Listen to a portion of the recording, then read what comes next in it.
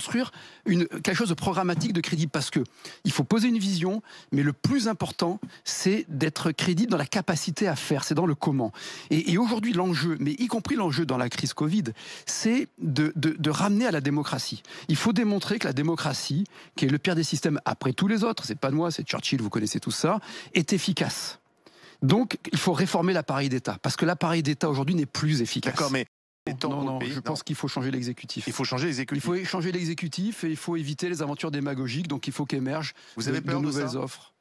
La seule peur que je puisse avoir, c'est que mes enfants vivent dans un pays qui continue d'être gangréné par la violence, par le déclassement. Vous vous rendez compte, je crois qu'on avait le 6e PIB par habitant il y a 30 ans. Richesse par habitant doit être au 23e rang. Alors qu'on a un pays créatif, on a de magnifiques paysages qu'il faut protéger. On est une grande nation. Donc, moi, on décline oui, je pense qu'on décline, oui, mais qu'on peut rebondir. Ce qui compte, c'est la France. C'est l'avenir du pays. Et pour l'avenir du pays, il faut des formations politiques qui proposent des projets alternatifs crédibles.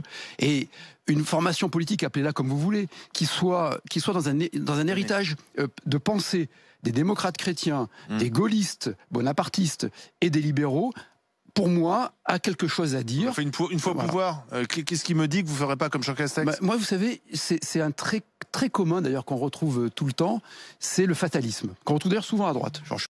Et on voit à la fois l'écroulement du commandement, comme aujourd'hui. Deuxièmement, la société avec deux travers. Un travers, disons, on va dire, un peu naïf de gauche. C'est un peu ceux qui, face aujourd'hui aux attentats, mettent des bougies et des peluches, quoi. Et le travers de droite qui est assez lucide au départ et qui tombe dans le fatalisme et pour certains dans la collaboration. Voilà. Donc, moi, je ne crois pas au fatalisme.